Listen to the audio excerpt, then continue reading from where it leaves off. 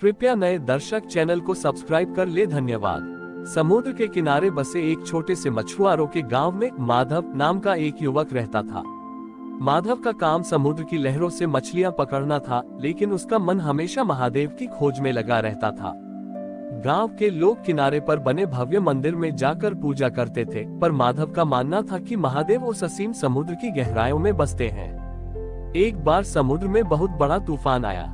लहरें पहाड़ों जैसी ऊंची उठ रही थीं और गांव के सभी मछुआरे अपनी नावें लेकर किनारे की ओर भाग रहे थे।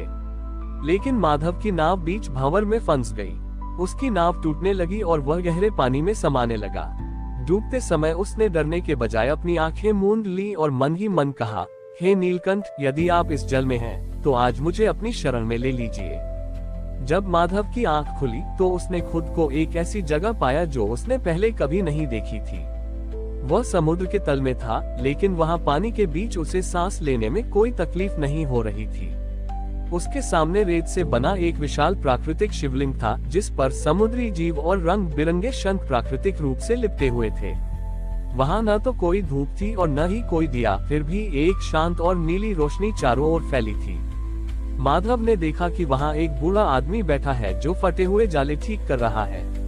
माधव ने पूछा, बाबा, आप यहाँ इस गहराई में क्या कर रहे हैं? और यह अद्भुत स्थान क्या है? बूढ़ा व्यक्ति मुस्कुराया और बोला, मैं यहाँ उन टूटे हुए सपनों और उम्मीदों को जोड़ रहा हूँ जिन्हें लोग समुद्र में फेंक देते हैं। लोग मंदिर में जाकर मांगते तो बहुत कुछ है, पर जब उनकी इच्छा पूरी नहीं होती तो वे अपना विश्वास यहाँ छोड़ जाते हैं। माधव को समझ आया कि वह बूढ़ा व्यक्ति कोई और नहीं, स्वयं महादेव का ही एक रूप था जो संसार के त्याग और निराशा को समेट रहे थे। महादेव ने माधव से कहा, पुत्र, भक्ति वह नहीं जो केवल सुख में याद की जाए, भक्ति वह है जो तूफान के बीच भी शांति का अनुभव कराए। जैसे ही महादेव ने माधव के सिर पर हाथ रखा, एक विशाल लहर उसे वापस किनारे पर ले आई। जब माधव गांव पहुंचा तो लोगों ने उसे जीवित देखकर चमत्कार माना, लेकिन माधव ने किसी को मंदिर चलने को नहीं कहा।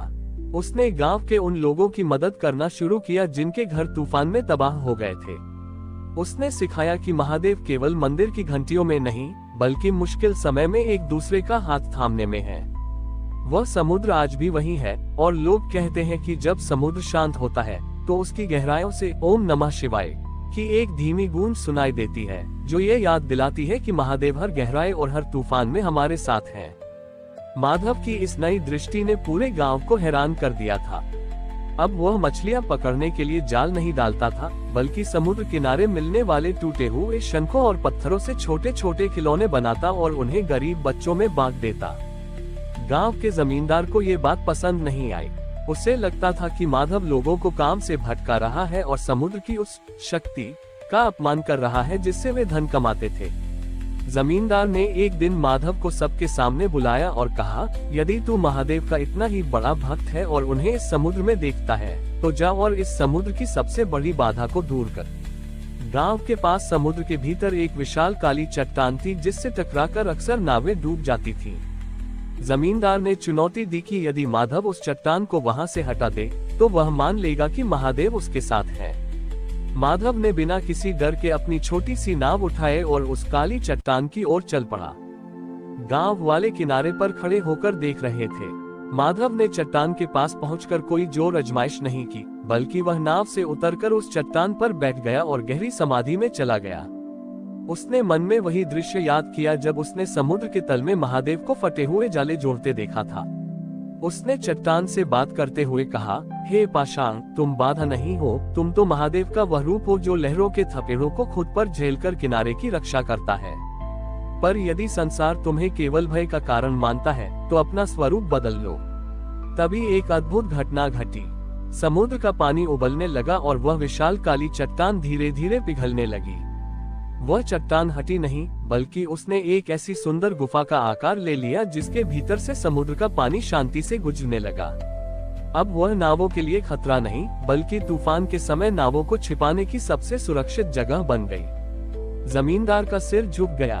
माधव ने सबको समझाया कि जिसे हम बाधा समझते हैं वह अक्सर महादेव की दी हुई सुरक्षा होती है, बस उसे देखने का नजरिया बदलना पड़ता है। उस दिन से वह गुफा नीलकंठ शरण के नाम से जानी जाने लगी। माधव ने सिखाया कि महादेव को पाने के लिए चमत्कार की नहीं, बल्कि उनके अस्तित्व को हर पत्थर और हर लहर में स्वीकार करने की जरूरत है। माधव अंत तक वहीं रहा और कहते हैं कि अंत में वह उसी गुफा के भीतर समा गया, मानो वह लहरों का हिस्सा बन गया हो।